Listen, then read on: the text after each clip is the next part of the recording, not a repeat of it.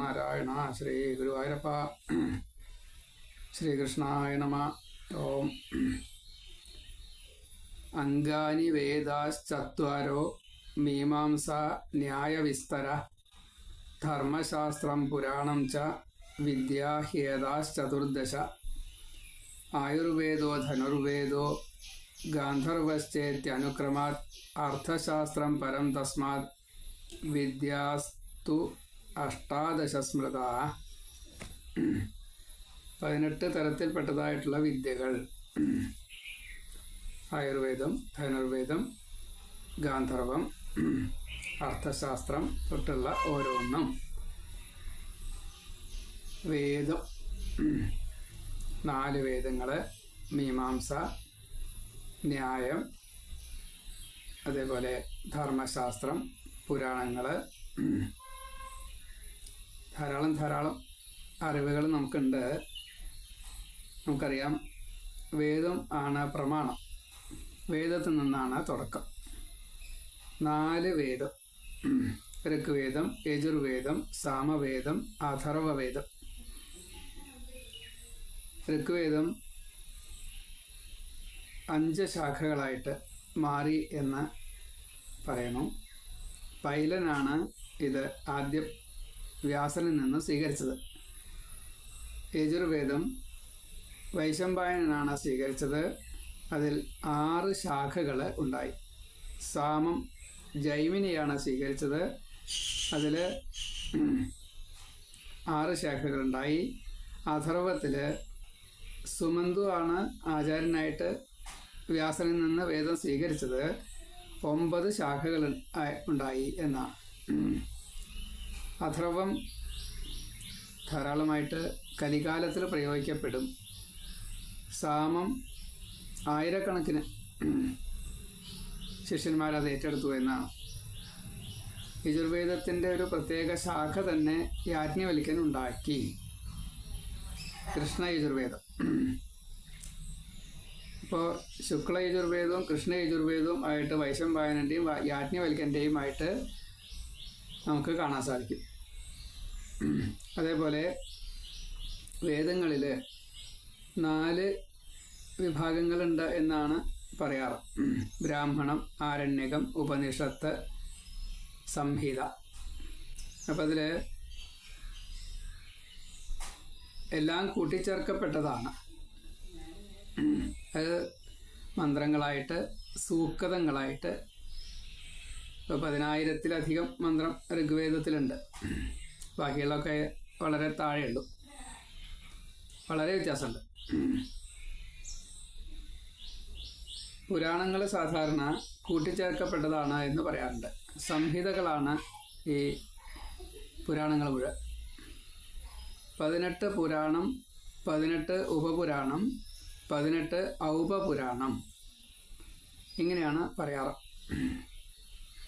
അതിൽ വ്യാസന്മാരുടെ പേര് പറയുമ്പോൾ നമ്മൾ ആദ്യത്തെ വ്യാസൻ അവാന്തരതമസായിട്ടും ഒടുക്കത്തെ വ്യാസൻ കൃഷ്ണദ്വൈപായനായിട്ടും പറയണം.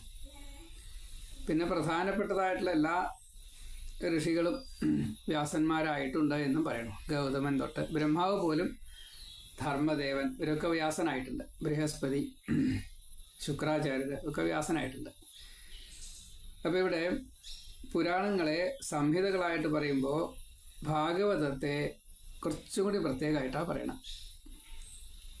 പരമഹംസ സംഹിത എന്നാണ്.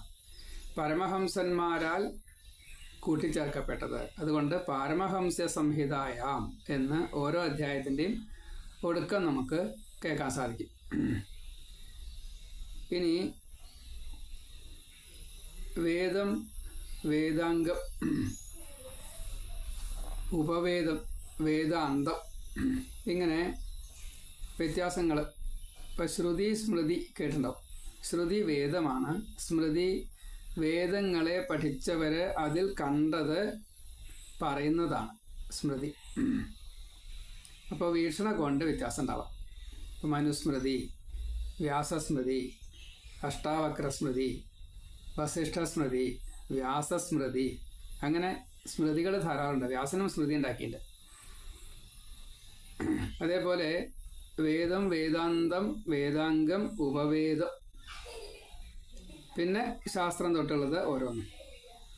ഉപനിഷത്ത്, പുരാണം, മീമാംസ. മീമാംസ തന്നെ രണ്ടെണ്ണം: പൂർവമീമാംസ, ഉത്തരമീമാംസ. വാസിഷ്ഠം, യോഗവാസിഷ്ഠം, ജ്ഞാനവാസിഷ്ഠം. ഇതിലൊന്ന് വ്യാസൻ രചിച്ചതാണ്, മറ്റത് വസിഷ്ഠ മുനി രചിച്ചതാണ്. രാമായണമായിട്ട് അത് ശ്രീരാമനെ വസിഷ്ഠ മുനി പറഞ്ഞു കൊടുക്കുന്നുണ്ട്. പിന്നെ നാരദ മഹർഷി എഴുതിയിട്ടുള്ള ഭക്തി സൂത്രം, നാരദ പഞ്ചസൂത്രം എന്നേട്ട്. പിന്നെ ദർശനങ്ങൾ, മാർഗങ്ങൾ, 6 ദർശനം, 6 മാർഗം, അതിൽ 3 മാർഗം പ്രത്യേകം. പിന്നെ കാവ്യങ്ങൾ, എത്രയാ കാവ്യങ്ങൾ, മഹാകാവ്യങ്ങൾ ധാരാളം. ഇപ്പം ഗർഗഭാഗവതം മറ്റൊരു രീതിയിൽ പറയപ്പെട്ടതാണ്. പിന്നെ ഇതിഹാസങ്ങൾ, രാമായണം, മഹാഭാരതം. അതേപോലെ പലതിലും ഈ ഉപനിഷത്തായാലും ശരി, ശാസ്ത്രങ്ങളായാലും ശരി, പുരാണങ്ങളായാലും ശരി, വേദങ്ങളായാലും ശരി, അതിലൊക്കെ മന്ത്രങ്ങളുണ്ട്, ശ്ലോകമന്ത്രങ്ങളുണ്ട്. അതേപോലെ വേദമന്ത്രങ്ങൾ, സൂക്ത മന്ത്രങ്ങൾ, ഇങ്ങനെയൊക്കെ പറയാറുണ്ട്. മൂലമന്ത്രങ്ങൾ. അപ്പോൾ ഓരോന്നിനും ഓരോന്നാണ്, ഫലവും വ്യത്യാസമുണ്ട്. അതൊക്കെ ഛന്ദസ് അടിസ്ഥാനമാക്കിയിട്ട് ഗായത്രി, ഉഷ്ണിക, അനുഷ്ടുപ്പ്, ബൃഹതി, പങ്ക്തി, ജഗതി, അനുഷ്ടുപ്പ്, ത്രിഷ്ടുപ്പ് രണ്ടുമുണ്ട്. അപ്പം ഇങ്ങനെ ധാരാളം അറിവുകൾ നമുക്ക് പ്രയോഗിക്കാനും കൂടിയായിട്ട് ഈ പുരാണ ആചാര്യന്മാർ തന്നിരിക്കണം. അത് നല്ലോണം മനസ്സിലാക്കുക എന്നത് തന്നെ പ്രയാസം. ലൗകികമായിട്ട് പറയുന്നുണ്ട്, ഭാവം, ദൃഷ്ടാന്തം, പ്രമാണം, ഇതനുസരിച്ച് വേണത്ര എല്ലാം പഠിക്കാനായിട്ട്.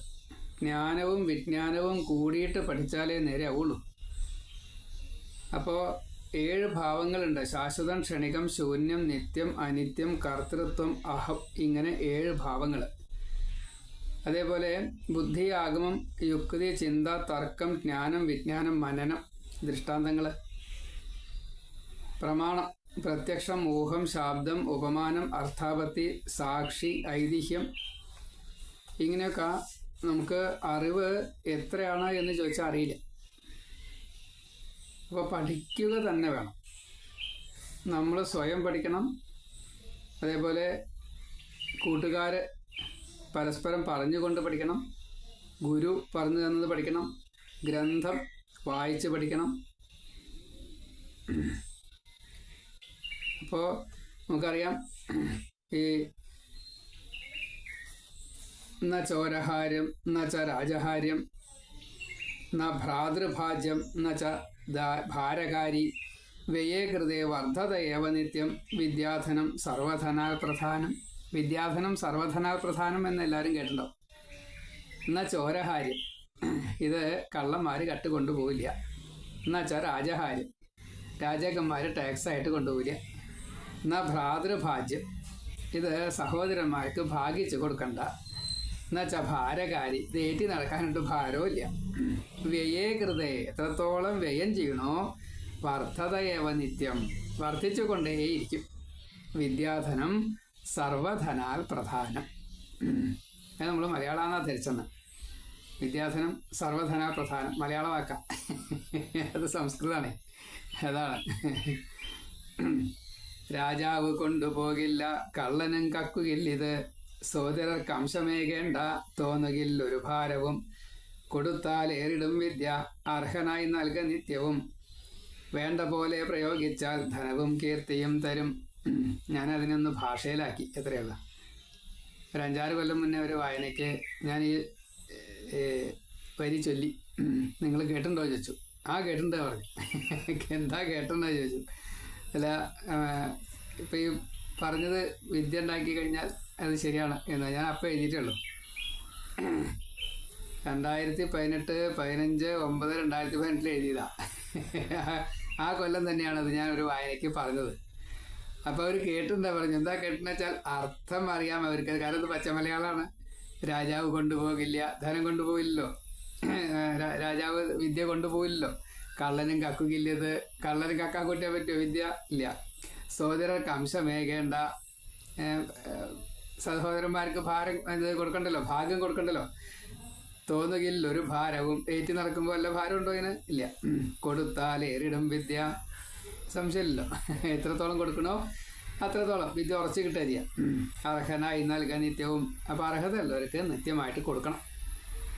വേണ്ട പോലെ പ്രയോഗിച്ചാൽ, വിദ്യ അറിവുള്ളത് വേണ്ട പോലെ പ്രയോഗിച്ചാൽ മാത്രമേ ഗുണമുള്ളൂ. അപ്പോഴാണ് ധനവും കീർത്തിയും തരും. അപ്പോൾ ധനം കിട്ടാൻ വിദ്യ പ്രയോഗിക്കണം. വിദ്യ വെറുതെ കാശ് കൊടുക്കാണ്ട് വിദ്യ വാങ്ങരുത്. വിദ്യ എന്നുള്ളത് പൈസ കൊടുക്കാതെ കണ്ട് വാങ്ങാൻ പാടില്ല. കീർത്തിയും തരും, അതാണ്.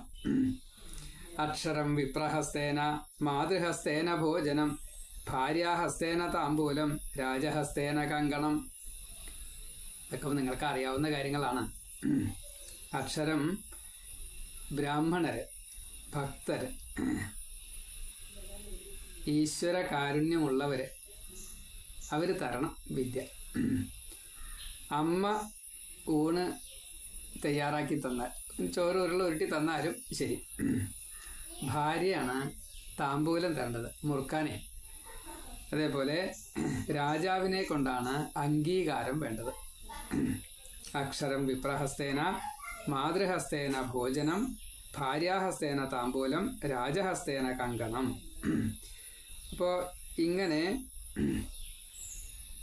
വിദ്യ നേടിക്കഴിഞ്ഞാൽ എന്തിനു വേണ്ടിയിട്ടാണ് ഉപകരിക്കേണ്ടത്? പരോപകാരം, മര്യാദ, സൗശീല്യം, വിനയം, ക്ഷമ, സന്തോഷം എന്നിവ സദാ വിദ്യ പരിണതം ഫലം. ഇപ്പം വിദ്യ ഉണ്ടായിക്കഴിഞ്ഞാൽ ഇതാണ് വേണ്ടത്. പരോപകാരം ചെയ്യണം, മര്യാദയോട് കൂടിയിട്ടേ പെരുമാറാവൂ. നല്ല ശീലം, വിനയം, ക്ഷമ, എപ്പോഴും സന്തോഷം, ഇതാണ് വിദ്യ ഉള്ളവനെ കണ്ടാൽ. ഇതൊക്കെ ബ്രാഹ്മണന്റെ ലക്ഷണങ്ങളാണ്. ഉത്സാഹം വിദ്യയെ കീടും ആലസ്യം ജന്മനഷ്ടവും വിദ്യയാൽ ലക്ഷ്മിയെ നേടാം കീർത്തി നിൽക്കും സദാ ഭുവി. വിദ്യ കൊണ്ടുള്ള ഗുണമാണ്. വിദ്യ നല്ലോണം നേടിയതിൻ്റെ ശേഷം ഉത്സാഹമില്ലാതെ കണ്ട് ഇങ്ങനെ അത് പറ്റില്ല. വിദ്യ നേടാനും ഉത്സാഹം വേണം, വിദ്യ നേടിയാലും ഉത്സാഹം വേണം.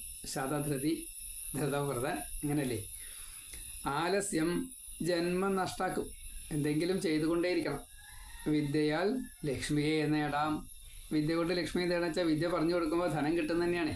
വിദ്യ പറഞ്ഞു കൊടുക്കുമ്പോൾ ധനം കിട്ടില്ല വെച്ചാൽ ആ വിദ്യ പറഞ്ഞു കൊടുക്കാൻ താല്പര്യം ഉണ്ടാവില്ല. കീർത്തി നിൽക്കും സദാ ഭുവി. അപ്പോൾ വിദ്യ വിനയസമ്പന്നൻ വിട്ടിടും ലോകമൊക്കെയും ബ്രഹ്മത്തെ തേടും എപ്പോഴും ഭക്തനാം ജ്ഞാനി പാരിതിൽ. പ്രധാനമാണ്.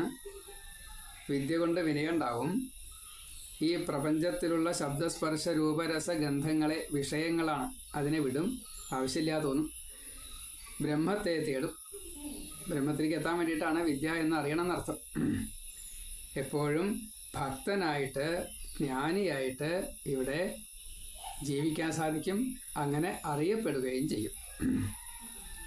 അപ്പോൾ ആ വിദ്യയെ എത്ര തരത്തിൽ എന്നൊന്നും പറയാൻ ഒരാൾക്കും സാധിക്കില്ല എന്നർത്ഥം. അത്രയും കൂടുതലുണ്ട്. വിദ്യ ഇപ്പോൾ നമ്മൾ വേദാംഗം 6 എന്ന് പറഞ്ഞു. വേദത്തെക്കുറിച്ച് നമ്മൾ പറഞ്ഞു. വേദാംഗങ്ങൾ അതിൽ ജ്യോതിഷം എല്ലാവരും ഇഷ്ടപ്പെടുന്നതാണ്. ജ്യോതിഷം ആയുസ്, കാലം, കണക്ക്, പ്രകൃതി, ജ്യോതിർഗോളം, ഭൂമി, ഋതു, ദേഹം, ഇതൊക്കെ പരസ്പര പൂരകങ്ങളാണ്. ബന്ധിപ്പിച്ചാൽ കിട്ടുന്നതായിട്ടുള്ളൊരു ഭാവം. അപ്പോൾ അതിൽ നാളുണ്ടാവും, രാശി ഉണ്ടാവും, മാസം ഉണ്ടാവും, ആഴ്ച ഉണ്ടാവും, ജ്യോതിർഗോളങ്ങളൊക്കെ ഉണ്ട്, ഗ്രഹങ്ങൾ ഇല്ലേ, എല്ലാം ബന്ധപ്പെടുത്തിക്കൊണ്ടാണ്. ഇങ്ങനെ ബന്ധപ്പെടുത്തിക്കൊണ്ട് ജ്യോതിഷത്തെ കണക്കാക്കുമ്പോൾ 120 വയസ്സ് വരെ ജീവിക്കാൻ സാധിക്കുമെന്ന് അതിൻ്റെ ഒരു ഏകദേശ കണക്ക്. ദശാകാലം എന്ന് പറയാറുണ്ട്. ഓരോ ഗ്രഹങ്ങളും ഓരോ രാശി. അപ്പോൾ അതിൽ ഗ്രഹങ്ങൾ ആദിത്യൻ 6 കൊല്ലം, ശശി 10 കൊല്ലം, കുജൻ 7 കൊല്ലം, രാഹു 18 കൊല്ലം, വ്യാഴം 16 കൊല്ലം, ശനി 19 കൊല്ലം, ബുധൻ 17 കൊല്ലം, കേതു 7 കൊല്ലം, ശുക്രൻ 20 കൊല്ലം. ഇങ്ങനെയൊക്കെ നാളും ഗ്രഹവും രാശിയും തമ്മിൽ ഒരു ചേർച്ച, ആ ചേർച്ചയ്ക്കനുസരിച്ച് ഇങ്ങനെയൊക്കെ വർഷത്തെ കണക്കാക്കണം. അപ്പോൾ ഒരാൾ ജനിച്ചു കഴിഞ്ഞാൽ ഏത് രാശിയിലാണ് ജനിച്ചത് എന്ന് കണക്കാക്കിയിട്ട് ആ രാശി തൊട്ടിട്ട് കണക്കാക്കുമ്പോൾ ഇത്ര കാലം, ഇന്ന ദശാകാലം, ഇന്ന പ്രായത്തിൽ ഇന്ന ദശ എന്നൊക്കെ കാണും. അപ്പോൾ ആ സമയത്ത് ദശാസാമാന്യ ഫലം ഒക്കെ ഉണ്ട്, അതൊക്കെ അനുഭവിക്കും. പുണ്യകർമ്മങ്ങൾ ധാരാളമായിട്ട് ചെയ്യുന്ന ആൾക്ക് പുണ്യങ്ങൾ കിട്ടും, സുഖത്തെ കിട്ടും. പാപം ചെയ്യുമ്പോൾ പാപത്തെ കിട്ടും. അപ്പം അങ്ങനെയാണ് സ്വർഗവും നരകവും ഒക്കെ കിട്ടുക. പ്രാരബ്ധം തീരെ അങ്ങനെയാണ്. ഇനി ജ്യോതിഷം എങ്ങനെയാണെന്ന് വെച്ചാൽ വേദത്തിൻ്റെ പ്രധാനപ്പെട്ടതായിട്ടുള്ള അംഗങ്ങളാണ് 6 ജ്യോതിഷം, കൽപ്പം, നിരുക്തം, ശിക്ഷ, വ്യാകരണം, ഛന്ദസ്. അപ്പോൾ അതിൽ രണ്ടാമത്തെ കൽപ്പമാണ് പൂജാവിധി. വൈദിക താന്ത്രിക മിശ്രം ആയിട്ടുള്ള പൂജാവിധികളെ ആഭ്യന്തരമായിട്ടും എന്നുവെച്ചാൽ ആന്തരമായിട്ടും മാനസിക പൂജ, പിന്നെ ബാഹ്യമായിട്ടും മിശ്രമായിട്ടും പതിവുണ്ട്. നമ്മളൊക്കെ സ്വയം മിശ്രം ചെയ്യുന്നവരാണ്. പുറമേ ചില പൂജാതി കാര്യങ്ങളൊക്കെ നമ്മൾ ശരീരത്തെ കൊണ്ട് പ്രവർത്തിക്കും, ഉള്ളിൽ ഭഗവാനോട് നല്ലോണം പ്രാർത്ഥിക്കും. ഇങ്ങനെ രണ്ടും കൂടിയിട്ട് മിശ്രം ആയിട്ടാണ് നമ്മൾ പതിവ്. പൂജിക്കാത്തവരാരായിട്ട് ആരും ഉണ്ടാവില്ല എന്നറിയാം. നാസ്തികന്മാർ പോലും പൂജിക്കും. എന്തിനെ പൂജിക്കുന്നേ വ്യത്യാസമുള്ളൂ. അതിലുമുണ്ട് ഈശ്വരൻ എന്നുള്ളത് കൊണ്ട് അതിനെ പൂജിക്കും. പിന്നെ നിരുക്തം, അപ്പം നമ്മൾ ഈ മന്ത്രങ്ങളായാലും സൂക്തങ്ങളായാലും വേദങ്ങളായാലും പുരാണങ്ങളായാലും ശ്ലോകങ്ങളായാലും അക്ഷരങ്ങളായാലും അതിനൊക്കെ അർത്ഥങ്ങളുണ്ട്. ആ അർത്ഥത്തെ പറയുന്നതാണ് നിരുക്തം. വേദ നിഘണ്ടു. അതേപോലെ ശിക്ഷ. ഇപ്പം ഈ ശബ്ദ ഉൽപ്പത്തി, ശബ്ദം എവിടെ നിന്നാണ് ഉണ്ടാവുന്നത്, ശബ്ദം എന്തുകൊണ്ടുണ്ടായി, ഇങ്ങനെ ശബ്ദം ഉച്ചരിച്ച് കഴിഞ്ഞാത്ത ഫലം എന്ത്, ഉച്ചാരണത്തിൻ്റെ ഇന്നതാണ് ഉച്ചാരണം കൊണ്ടുള്ള ഫലം എന്നൊക്കെ പറയും. അതാണ് ഈ ശിക്ഷ. ഇനി വ്യാകരണം, വേദ പദവിന്യാസം, അർത്ഥകൽപ്പന. ഇപ്പോൾ പല അക്ഷരങ്ങളും നമ്മൾ ഒറ്റ അക്ഷരങ്ങൾക്ക് ആ വാക്കായിട്ട് ഉപയോഗിക്കാറുണ്ട്. സംസ്കൃതത്തിലൊക്കെ ധാരാളമുണ്ട്. പ്രത്യയങ്ങൾ ഒക്കെ പലതും ഒറ്റ അക്ഷരങ്ങൾ ഇങ്ങനെയൊക്കെ കാണാം. അതേപോലെ തന്നെ 2 അക്ഷരം കൂടിയ ഒരു വാക്ക്, അപ്പോൾ വേറൊരർത്ഥമാണ്. 3 അക്ഷരമായ വേറൊന്ന്, വേറെ 4 അക്ഷരമായ, ഇങ്ങനെ വാക്കുകൾ അക്ഷരങ്ങളാൽ കൂട്ടിച്ചേർക്കപ്പെടുമ്പോൾ ഒരർത്ഥം. ഇങ്ങനെ വാക്കുകൾ കൂട്ടിച്ചേർക്കുമ്പോൾ ചിലപ്പോൾ ശ്ലോകമാവും, ചിലപ്പോൾ ഗദ്യങ്ങൾ തന്നെ ഒരു കാര്യം പറയലാവും. ഇങ്ങനെയല്ലേ? ഇങ്ങനെയുള്ള കാര്യങ്ങളാണ് വ്യാകരണം. ഇനി ഛന്ദസ്, അക്ഷരക്രമത്തിൽ ഒരു ശ്ലോകം പോലെ നിർമ്മിക്കുകയാണെന്ന് വെച്ചാൽ അതിനെ ഛന്ദസ് എന്ന് പറയും. അതാണ് ഗായത്രി, ഉഷ്ണിക, അനുഷ്ടുപ്പ്, ത്രിഷ്ടുപ്പ്, ബൃഹതി, ജഗതി എന്നൊക്കെ പറഞ്ഞത്. അത് 24 അക്ഷരം ഗായത്രിക്ക്, 48 അക്ഷരം ജഗതിക്ക്, അതിൻ്റെ ഇടയിൽ വരുന്നതാണ്. ഇപ്പോൾ നമ്മൾ ഉഷ്ണിക്ക എന്ന് പറഞ്ഞു കഴിഞ്ഞാൽ 28 അക്ഷരമാണ്. അനുഷ്ടുപ്പ് എന്ന് പറഞ്ഞാൽ 32 അക്ഷരമാണ്. ത്രിഷ്ടുപ്പ് എന്ന് പറഞ്ഞാൽ 44 അക്ഷരമാണ്. ജഗതി എന്ന് പറഞ്ഞാൽ 48 അക്ഷരമാണ്. ഇങ്ങനെയെല്ലാം വ്യത്യാസം. അപ്പോൾ ഇവിടെ ഛന്ദസ് ഈ വാക്കുകളുടെ യോജനവും അതിൽ ഒരു ശ്ലോകത്തിൽ ഇത്ര അക്ഷരവും അങ്ങനെ വിന്യാസം ചെയ്താൽ അതിനെ ഛന്ദസ് എന്ന് പറയും. ഇപ്പോൾ വേദാംഗം ഇങ്ങനെ 6. ഇനി ദർശനങ്ങൾ 6. അത് വൈശേഷികം, ന്യായം, പൂർവമീമാംസ, ഉത്തരമീമാംസ, സാഖ്യം, പാതഞ്ജലം എന്നെല്ലാം കാണാം. അതേപോലെ തന്നെ നാസ്തിക ദർശനം വേറെയുണ്ട്. ചാർവാകം, ബൗദ്ധം, ജൈനം എന്നൊക്കെ പറഞ്ഞിട്ട്. ഇതിഹാസങ്ങൾ രാമായണവും മഹാഭാരതം എല്ലാവർക്കും അറിയാം. അതേപോലെ ശാസ്ത്രങ്ങൾ ഉപവേദങ്ങളായിട്ട് പറയണു. അത് ആയുർവേദം ശരീരത്തെ സംബന്ധിച്ച്, ഋഗ്വേദത്തിലെ അധിഷ്ഠാനമാണത്. ധനുർവേദം ആയുധം, രക്ഷ അങ്ങനെയുള്ളത് അത് യജുർവേദ അധിഷ്ഠിതാണെന്ന് പറയും. ഗാന്ധർവം നിലനിൽപ്പ്, ഇപ്പോൾ പരമ്പരയൊക്കെ ഉണ്ടാവുക അങ്ങനെയാണ്. അത് സാമവേദ അധിഷ്ഠാനപ്പെടുത്തിയിട്ട് എന്ന് പറയണം. അർത്ഥശാസ്ത്രം, നിർമ്മാണവിധി, ഇത് പരസ്പരം കുറേശ്ശൊക്കെ അങ്ങോട്ടും ഇങ്ങോട്ടുമൊക്കെ ബന്ധമുണ്ട്. ധനതത്വശാസ്ത്രം, അതുപോലെ സ്ഥാപത്യം, ഈ അർത്ഥശാസ്ത്രം ഇങ്ങനെയല്ലേ. അഥർവ മറ്റേ ഈ ധനം എന്നുള്ളത് പൈസ മാത്രമല്ല, വസ്തുക്കളുടെ വിനിയോഗം എന്നുള്ള അർത്ഥത്തിലാണ്. പിന്നെ ദർശനങ്ങൾ, ശൈവ വൈഷ്ണവ ശാക്തേയൻ. അത് തന്നെ ശൈവത്തിൽ പാശുപതം പ്രത്യേകമാണ്, കഠിനമായിട്ടുള്ള രീതികളാണ്. ഗാണപത്യമുണ്ട്, സൗരം സൂര്യനെ സംബന്ധിച്ച് അങ്ങനെയുണ്ട്. പിന്നെ പ്രധാനപ്പെട്ടതാണ് ശ്രുതി. അതിനെ പഠിച്ചിട്ട് സ്മൃതികൾ, നമ്മൾ നേരത്തെ പറഞ്ഞു 18 സ്മൃതികൾ സ്വതേ പ്രധാനമായിട്ടുണ്ടെന്ന് പറയാം. മനുസ്മൃതി, അത്രിസ്മൃതി, വിഷ്ണു, ഹാരീതൻ, യാജ്ഞവൽക്യൻ, ഉശനസ്, അങ്കിരസ്, യമൻ, ദക്ഷൻ, ശംഖലിഖിതൻ, വ്യാസൻ, പരാശരൻ, ബൃഹസ്പതി, വസിഷ്ഠൻ, കാത്യായനൻ, സംവർത്തകൻ, ആപസ്തംഭൻ, ഗൗതമൻ, ശാതാതപൻ തൊട്ടുള്ള പല ഋഷിമാരും ഈ വേദത്തെ പഠിച്ച് സ്മൃതി എന്ന രീതിയിൽ എഴുതിയിട്ടുണ്ട്. ഇതൊക്കെ എന്തിനു വേണ്ടിയിട്ടാണ്? ധർമാർത്ഥ കാമമോക്ഷാണാം ഉപദേശ സമന്വിതം പുരാവൃത്തം കഥായുക്തം ഇതിഹാസം പ്രചക്ഷതേ. ഇതിഹാസത്തിനെ കുറിച്ച് മാത്രമല്ല, ധർമാർത്ഥ കാമമോക്ഷങ്ങൾ നേടാനാണ് വേദമായാലും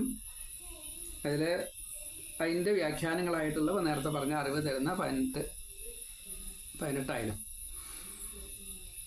പുരാവൃത്തായാലും പുരാണമായാലും ശരി, കഥയായാലും ശരി, ഒക്കെ അതിൽപ്പെട്ടതാ.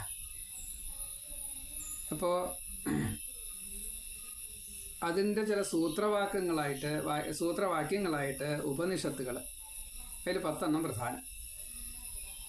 കേന ഛാന്തോക്യം, അത് സാമവേദമായിട്ട് പറയണം. ഈശാ കഠ തൈത്തിരി ബൃഹദാരണ്യകം കൃഷ്ണയജുസ്, പ്രശ്നമുണ്ട മാണ്ഡൂക്യ അഥർവവേദമായിട്ട്, ഐതരേയം ഋഗ്വേദമായിട്ട്. ഇങ്ങനെയാണ് 10 ഉപനിഷത്തുകൾ. 10 ഉപനിഷത്ത്, പിന്നെ 108 ഉപനിഷത്ത്, അങ്ങനെ പലതുണ്ട്. 220 എന്നൊക്കെ പറയണം, അറിയില്ല. 1184 ഉപനിഷത്തുകളുടെ സംഖ്യ ഒരു ഉപനിഷത്തിൽ പറയുന്നുണ്ട്. പിന്നെ രാജശാസനങ്ങൾ, ബ്രാഹ്മണർക്കും ക്ഷത്രിയർക്കും വൈശ്യർക്കും ശൂദ്രർക്കും ഒക്കെ നിയമങ്ങളുണ്ട് കേട്ടോ. അതിൽ ക്ഷത്രിയരുടെ പുരാണത്തിൽ കണ്ടത് ഞാൻ എഴുതി വെച്ചെന്ന് മാത്രമേ ഉള്ളൂ. വിഗ്രഹം, സന്ധി, യാഗം, ആസനം, ദ്വൈതീഭാവം, ആശ്രയം എന്ന് രാജശാസനങ്ങൾ 6 വിഗ്രഹം എന്നുള്ളത് യുദ്ധം ചെയ്ത് നശിപ്പിക്കുക തുടങ്ങിയിട്ടുള്ള കാര്യങ്ങളാണ് വിഗ്രഹം. സന്ധി എന്നുള്ളത് വൈരം ഉപേക്ഷിച്ച് യോജിപ്പിലെത്തുക. യാഗം എന്നുള്ളത് യുദ്ധത്തിന് വരുന്നവർക്ക് നേരെ യുദ്ധം ചെയ്തുകൊണ്ട് അവരെ തോൽപ്പിക്കുക. ആസനം എന്നുള്ളത് തന്നേക്കാൾ കേമനായിട്ടുള്ള ശത്രുവിനെ പിടിച്ചിരുത്തി ലൂപ്പ് ഹോൾ അന്വേഷിച്ച് സ്വന്തം ശക്തി വർദ്ധിപ്പിച്ച് യുദ്ധം ചെയ്ത് തോൽപ്പിക്കുക, അല്ലെങ്കിൽ സന്ധിയിലേക്ക് എത്തിക്കുക. അതേപോലെ ദ്വൈതീഭാവം, ബലവാനോട് സന്ധി, അബലന്മാരെ തോൽപ്പിക്കുക. അതിൽ കംസന്റെ ഒരു പ്രത്യേകമായ രീതിയിലുള്ള രാജശാസ്ത്രമുണ്ട്. കംസൻ വധിക്കൽ വളരെ കുറവാണ്. കംസന്റെ പ്രത്യേകത, എല്ലാവരും കംസനേക്കാൾ ശക്തി കൊണ്ട് താഴെയാണ്. കംസനോട് ഒരാൾ നേരിട്ട് കഴിഞ്ഞാൽ അയാൾ തോൽക്കും. ബാലിയെ പോലൊരു പ്രത്യേക വിധിയാണത്. ബാലി എങ്ങനെയാ വെച്ചാൽ, നേരിട്ട് യുദ്ധം ചെയ്താൽ ആരായാലും ആ ശത്രുവിൻ്റെ പകുതി ശക്തി ബാലിയിൽ വന്നു ചേരും. അതുകൊണ്ട് ബാലി ആർക്കും തോൽപ്പിക്കാൻ പറ്റില്ല. കംസൻ അങ്ങനെയല്ല. കംസന് വിജയം, സർവ്വവിജയം എന്നാണ്. വിജയം എന്നുള്ളതൊരു പ്രത്യേക അനുഗ്രഹമാണ്. അത് കിട്ടിയ ആളാണ്. അപ്പോൾ കംസനെ തോൽപ്പിക്കാൻ ആർക്കും പറ്റില്ല. അതുകൊണ്ടാണ് 16 കലകളോട് കൂടിയിട്ട് വന്ന ഭഗവാന് മാത്രമേ 16 കല ഏറെക്കുറെ പൂർണ്ണമാണ് കംസന്. അപ്പം അതിൻ്റെ മീതുള്ള ഒരാൾക്ക് മാത്രമേ കംസനെ എന്തെങ്കിലും ചെയ്യാൻ പറ്റൂ. അത് കാരണം കംസൻ ആരെയും കൊല്ലില്ല, എല്ലാവരെയും കീഴ്പ്പെടുത്തും. എപ്പോഴെങ്കിലും കീഴ്പ്പെടുന്നില്ല എന്ന് തോന്നി ആദ്യം പോയിട്ട് തോൽപ്പിക്കും, വധിക്കില്ല. അങ്ങനെയാണ്. അതുപോലെ സ്വത്തുക്കളൊക്കെ ധാരാളം കൊടുക്കുക ചെയ്യുക. ഇങ്ങനെ എടുത്തിട്ട് അവരെ ബുദ്ധിമുട്ടിക്കുകയല്ല ചെയ്യുക. എപ്പോഴും കീഴ്പ്പെട്ട് നിൽക്കാൻ വേണ്ടിയിട്ടുള്ള വിദ്യകൾ എന്തൊക്കെയാണ് വേണ്ടത് അതൊക്കെ ചെയ്യും. അതാണ് കംസൻ. അതേപോലെ ആശ്രയം, ശത്രുവിനെ തോൽപ്പിക്കാൻ അന്യനെ ആശ്രയിക്കുക, ശത്രുവിൻ്റെ മിത്രം എന്ന ഒരു ഭാവം. ഇങ്ങനെ എത്രയാണ് വിദ്യകൾ ചോദിച്ചാൽ അറിയില്ല. അങ്ങനെ വിദ്യകളെ പഠിക്കുകയാണെങ്കിൽ നമുക്ക് ത്രികാലജ്ഞാനം വരെ ഉണ്ടാവുമെന്നാണ്. നാളത്തെ സംഭവം ആരറിയും, ഇപ്പോഴേ ചെയ്യണം ഭാവിക്കായ വൃത്തികൾ ഇന്നലത്തെ പണിക്കുള്ളൊരു ന്യൂനത തീർത്തു പണിയണം ബുദ്ധിമാൻ ശാശ്വതൻ. നാളത്തെ സംഭവം ആരറിയും മുനെ, ഇപ്പോഴേ ചെയ്യണം ഭാവിക്കായി വൃത്തികൾ. ഇന്നലത്തെ പണിക്കുള്ളൊരു ന്യൂനത തീർത്തു പണിയണം ബുദ്ധിമാൻ ശാശ്വതൻ. ന കശ്ചിദപി ജാനാതി കിം കസ്യ ശ്വോ ഭവിഷ്യതി, അതാ ശ്വ കരണീയാനി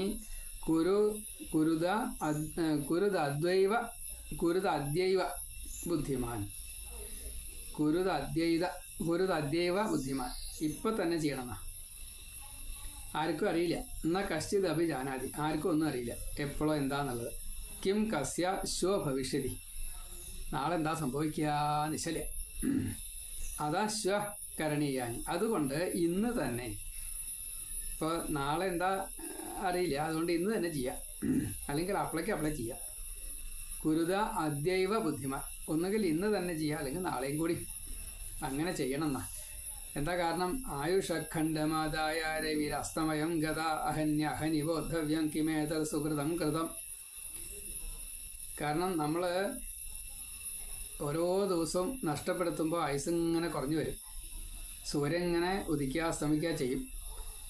അപ്പം നമുക്ക് നഷ്ടമായത് പിന്നെ കിട്ടില്ല. കാലം അങ്ങനെയാണ്.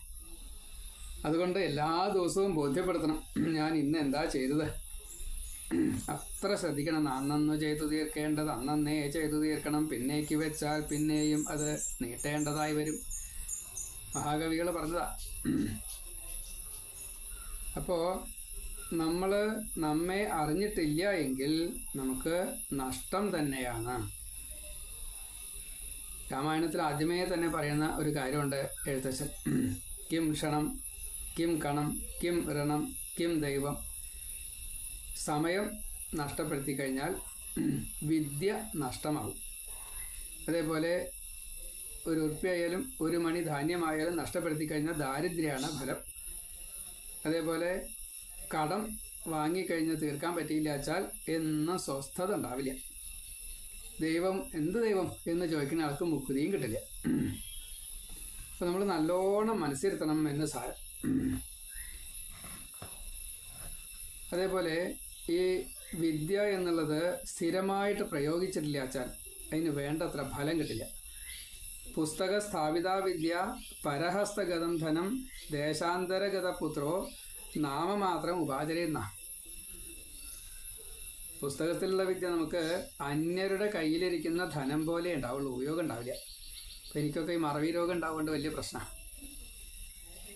അതേപോലെ ദേശാന്തരഗതം ആയിട്ടുള്ള പുത്രൻ, അമേരിക്കയിലും ഇംഗ്ലണ്ടിലും ഒക്കെ പോയിട്ട് പണിയെടുക്കുന്ന ആള് ഇവിടെ എന്തെങ്കിലും അച്ഛനോ അമ്മയ്ക്കോ മുത്തച്ഛനോ വയ്യാണ്ടായി കഴിഞ്ഞാൽ പെട്ടെന്ന് ഓടി വരാൻ പറ്റുമോ? അടുത്ത വീട്ടിലെ ശത്രു വന്നിട്ട് ചെയ്യണം. എന്താ കാര്യം ചാതെ സഹായം. അപ്പോൾ ശരിക്കുള്ള ഉപകാരം ആരാ ചെയ്യുക? അടുത്തിരിക്കുന്നവരാ. പുസ്തക സ്ഥാപിത വിദ്യ നഹി ലോകപ്രയോജനം മസ്തക സ്ഥാപിത വിദ്യ സർവഥാപി പ്രയോജനം. ഉപകാരം വേണോ? പുസ്തകത്തിൽ വെച്ചിട്ടേ കാര്യമില്ല, മസ്തകത്തിൽ വെക്കണം. മസ്തകത്തിൽ വെച്ചാലോ അത് വലിയ ഉപകാരാകും എന്ന് സാരം. വിദ്യാനാമ നരസ്യ രൂപമധികം പ്രച്ഛന്ന ഗുപ്തം ധനം വിദ്യാ ഭോഗകരീ യശസ്സുകരീ വിദ്യാ ഗുരുണാം ഗുരു വിദ്യാ ബന്ധുജനോ വിദേശഗമനേ വിദ്യാ പരാ ദേവത വിദ്യാ രാജസു പൂജ്യതേ നഹി ധനം വിദ്യാവിഹീന പശു. വിദ്യാനാമം, വിദ്യ എന്നുള്ള പേര് തന്നെ അതിൻ്റെ സ്വരൂപം ഒളിഞ്ഞിരിക്കുന്നതായിട്ടുള്ള ധനം, പ്രച്ഛന്ന ഗുപ്തം ധനം, വിദ്യാധനം, സർവധന പ്രധാനം നമ്മൾ പറഞ്ഞത്. അപ്പോൾ അവിടെ വിദ്യയെ നമ്മൾ എങ്ങനെയാണ് കണക്കാക്കേണ്ടത്? വിദ്യയുള്ളവന് വിത്തം എന്തിന് പ്രത്യേകം ചോദിക്കുന്നുണ്ട്. ഒളിച്ചിരിക്കുന്ന ധനാണ്.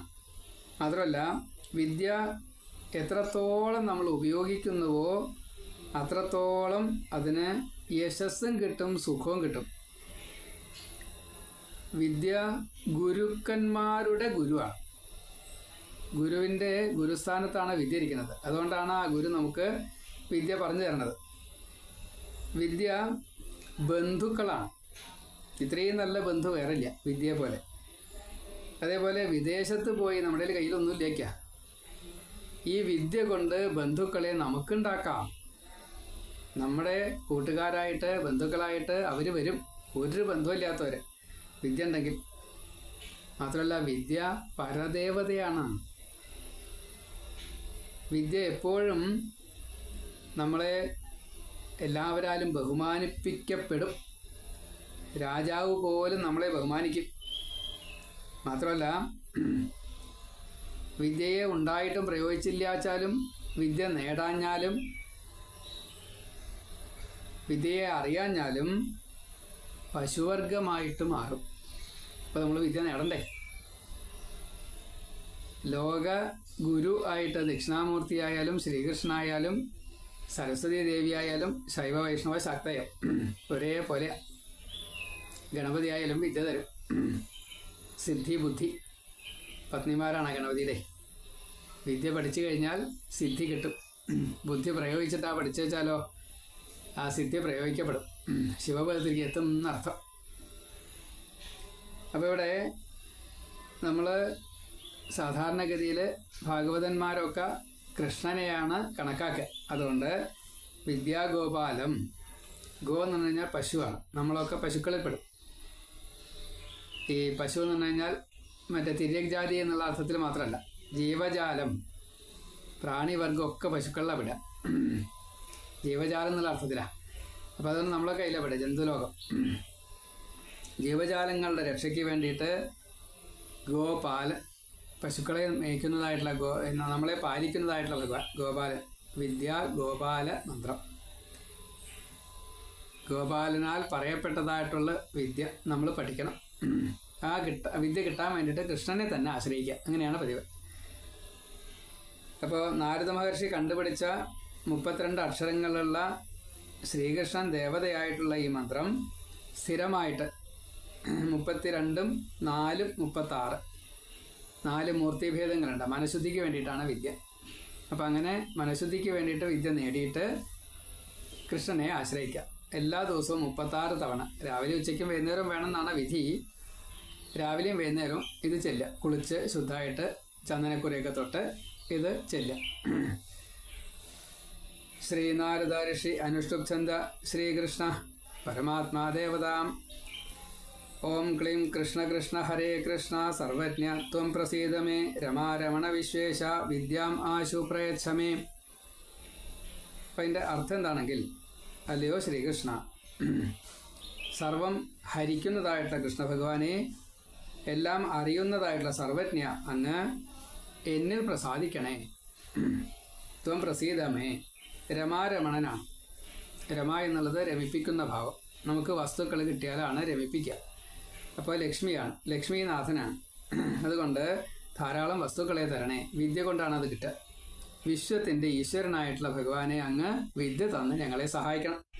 വിദ്യാം ആശു പ്രയച്ഛമേ, വിദ്യ ഞങ്ങൾക്ക് വേഗത്തിൽ തന്നെ പ്രാപ്തമാകണേ എന്ന് അതിൻ്റെ അർത്ഥം.